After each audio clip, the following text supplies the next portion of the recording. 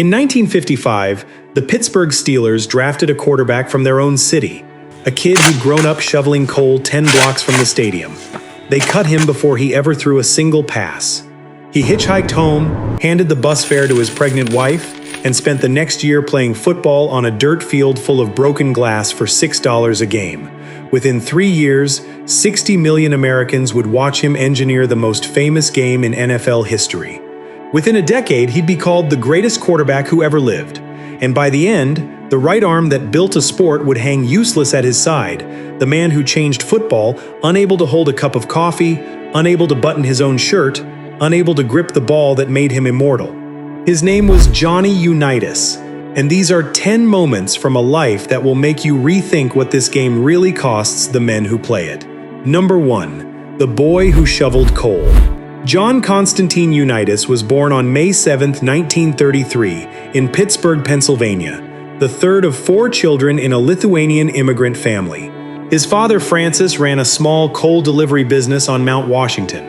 When Johnny was 5 years old, his father died of kidney failure complicated by pneumonia. There was no insurance, no savings, no safety net. His mother, Helen, refused to split up the children, which is what the relatives suggested. She kept the coal business running by day and cleaned offices 4 nights a week, from 10 at night until 6 in the morning. Johnny and his siblings helped with deliveries, shoveling 3 tons of coal into customers' basements after school, then walking home in whatever weather Pittsburgh threw at them. By 12, Johnny had decided he was going to be a professional football player. It was the only plan that made sense to a kid whose hands were already calloused from work. He attended St. Justin's, a small Catholic high school, where he became the starting quarterback after the first-string kid broke his ankle. He earned all Catholic honors as a senior. He was tough, he was accurate, and he weighed 138 pounds. Every major college program that looked at him said the same thing: too small. Notre Dame passed, Indiana passed, the University of Pittsburgh offered a scholarship, and then he failed the entrance exam. Out of every football program in the country, exactly 1 was willing to take a chance on him, and what he had to do to keep that scholarship might be the strangest detail in the history of the sport. Number 2. The quarterback who learned to square dance. The University of Louisville gave Johnny Unitas a football scholarship because nobody else wanted him. Assistant coach Frank Gitchier recruited him personally and promised his mother that her son would attend Mass every week and graduate. Gitchier later said they got Johnny U because no one else would take him. Unitas arrived on campus at barely 140 pounds and grew into his frame over 4 years, reaching 6'1" and close to 195. He played both ways: quarterback, safety, linebacker, kick returner. In a 59-6 loss to Tennessee, he completed 9 of 19 passes, rushed for 52 yards, returned 6 kickoffs, and made nearly every tackle his team recorded. Afterward, he was so spent his jersey had to be COT off his body. Then the university de-emphasized athletics and slashed 15 players' scholarships. Unitas kept his, but only by adding a square dancing elective to meet the school's tightened academic requirements. The greatest quarterback in football history kept his eligibility because he learned to do-si-do.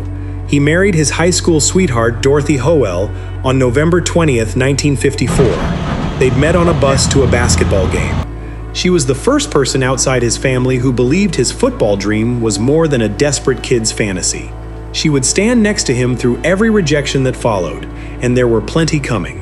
In 1955, his hometown Pittsburgh Steelers used a 9th-round pick on the kid from Mount Washington. He was going home, but the team that drafted him had already decided he wasn't worth their time before he ever set foot on the field.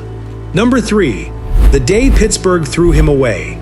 Head coach Walt Kiesling had already made up his mind. Unitas was the 4th quarterback in a camp that would keep 3, behind Jim Finks, Ted Marchibroda, and Vic Eaton. Kiesling believed Unitas wasn't smart enough to play in the NFL and never gave him a meaningful snap in practice or a single preseason pass. Every time it was Unitas' turn to run a drill, the coaches looked at their watches and blew the whistle.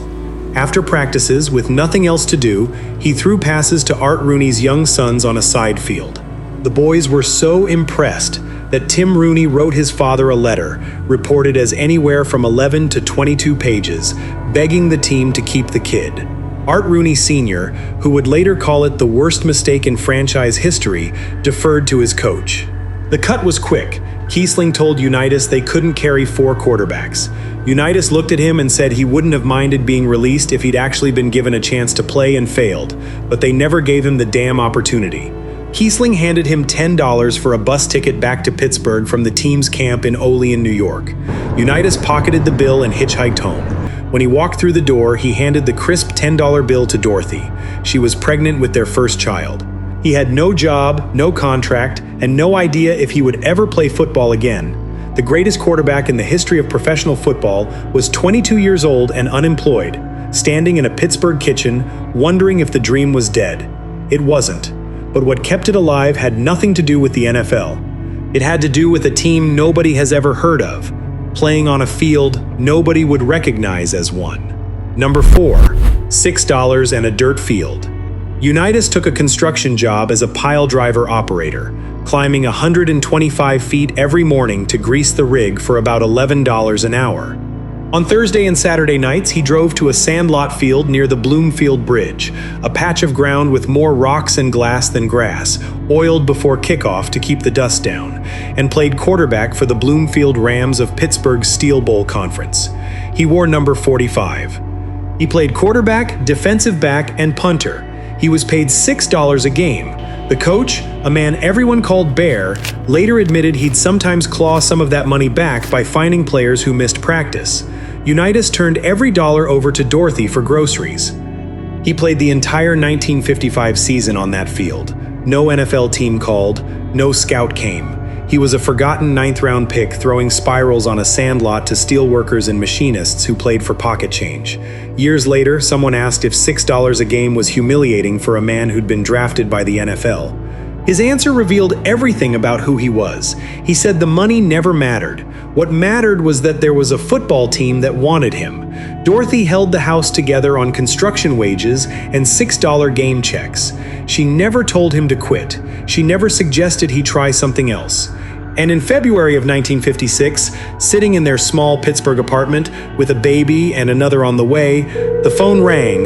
The call cost 80 cents, and the person on the other end was about to offer Johnny Unitas something he hadn't had since the day he walked out of that Steelers camp: a chance. Number 5, the 80-cent phone call.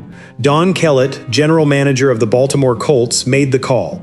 The team had heard about Unitas through a fan's letter to coach Weeb Ewbank and a name on a waiver list.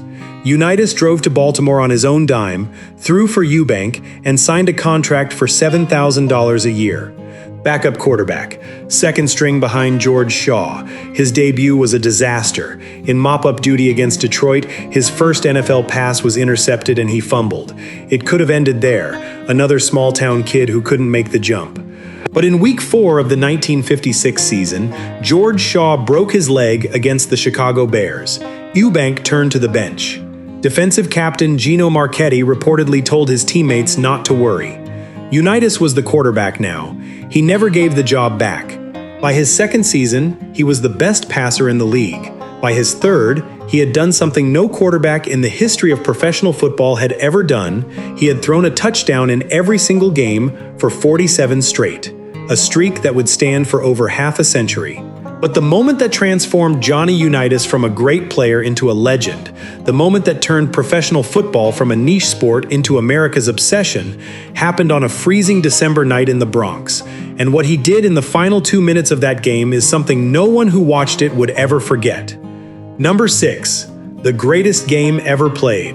December 28, 1958, Yankee Stadium. The Baltimore Colts against the New York Giants for the NFL championship. 45 million Americans watched on television, the largest audience professional football had ever seen. Most of them had never paid much attention to the sport. By the end of the night, they would never look away. The Giants led 17-14 with under 2 minutes left. The Colts had the ball on their own 14-yard line, 86 yards from the end zone with the clock dying. Unitas stepped into the huddle and went to work. He found Lenny Moore over the middle. Then he hit Raymond Berry 3 consecutive times, gains of 25, 15, and 22 yards, threading passes through windows that shouldn't have existed. Steve Myra kicked a 20-yard field goal with 7 seconds left to force the first sudden death overtime in NFL championship history. The Giants went 3 and out. Unitas got the ball back and drove 80 yards in 13 plays, calling everyone himself. On the winning drive, he threw a pass into the flat that made his coach's stomachs lurch. A dangerous throw over traffic that could have been intercepted and returned for a touchdown. When reporters questioned it afterward, he said that when you know what you're doing, they aren't intercepted. Alan Ameche plunged into the end zone from 1 yard out. Colts 23, Giants 17. Barry had caught 12 passes for 178 yards, a championship record that stood for 55 years. Professional football had just stepped out of baseball's shadow and into the light. 3 years earlier, Johnny Unitas had been playing on a dirt field for $6. Now he was the most famous athlete in America. 3 MVPs and 10 Pro Bowls would follow. But there was something else happening, something quieter, slower, and far more destructive. On every snap, every hit, every throw, the game was taking a toll on his body that would only reveal itself decades later. And by the time it did, there would be nothing left to save. Number 7. The arm that wouldn't heal. In a 1968 preseason game against Dallas, Unitas leaned away from a rush and threw sidearm. Something in his right elbow tore. The flexor and pronator muscles ripped from their track. The damage to his throwing arm, the arm that had built a dynasty and changed the way football was played, was catastrophic. He played through it. Of course he did. He played through broken ribs and punctured lungs and torn cartilage. He once had a teammate pack mud into his shattered, bleeding nose between plays so he could keep throwing, and then threw a touchdown on the next snap. He played 6 more seasons after the elbow injury, including Super Bowl V against the Cowboys in January 1971, where he started at age 37, threw a 75-yard touchdown to John Mackey, and was knocked out of the game in the second quarter with cracked ribs. The Colts won 16-13. It was his only Super Bowl ring. He retired after the 1973 season with 40,239 passing yards and 290 touchdowns. The numbers were staggering. The damage was worse. His right hand, the hand that had thrown 47 straight games of touchdowns, was quietly dying. The nerve damage from that 1968 tear was dormant, waiting. It surfaced in the mid-1990s. A 5-hour surgery found ligaments that had been floating inside his elbow for 30 years. The surgeon reattached muscle and relocated the ulnar nerve. The nerves never came back. Johnny Unitas lost the use of the middle 3 fingers of his throwing hand. He signed autographs slowly with his thumb and little finger. He played golf by strapping his useless hand to the club with Velcro, and the one thing he could no longer do, the thing that cut deepest, was grip a football. But the arm wasn't all the game took from him. Number 8. The man who trusted everyone. After football, Unitas tried to build a life as a businessman. He opened a restaurant with a teammate. He invested in a bowling alley, an air freight company, and Florida real estate. Nothing worked. A man whose instincts on a football field were flawless had none at all in a boardroom. A close friend later said Johnny was a trusting man who always wanted to help people, and that trust cost him everything. The fatal blow came in 1984. Unitas and 2 partners borrowed $3.5 million to buy a printed circuit board company called National Circuits. He personally guaranteed the loans. The company collapsed. The bank pursued the full debt, seized his accounts, and placed a lien on his home. On February 22, 1991, Johnny Unitas filed for Chapter 11 bankruptcy, owing as much as $3.2 million against assets of barely $1.4 million. Because he never repaid, Maryland taxpayers eventually covered much of the bill. The man who had earned $7,000 in his first NFL season and turned it into the most decorated career in football history was now broke. 3 MVPs, 10 Pro Bowls, 3 championships, 47 straight, and he couldn't pay his mortgage. Then the city that loved him lost its team, and what Johnny Unitas did in response revealed more about his character than any fourth-quarter comeback ever could. Number 9. The midnight ride he never forgave. In March 1984, owner Robert Irsay loaded the Baltimore Colts into Mayflower moving vans in the dead of night and relocated the franchise to Indianapolis. The city woke up to empty offices and a bare stadium. No warning, no negotiation, no goodbye. Unitas called it a dirty, dirty deal. He said they raped the city and raped the team. He cut all ties with the franchise he had built from nothing and refused to acknowledge the Indianapolis Colts for the rest of his life. When asked about them, he had one answer. He played for Baltimore. Period. He petitioned the Pro Football Hall of Fame to list his records under the Baltimore Colts only. The Hall refused. He asked them again on national television. They refused again. Meanwhile, the NFL's Disability Board denied his claim for benefits related to his destroyed right arm.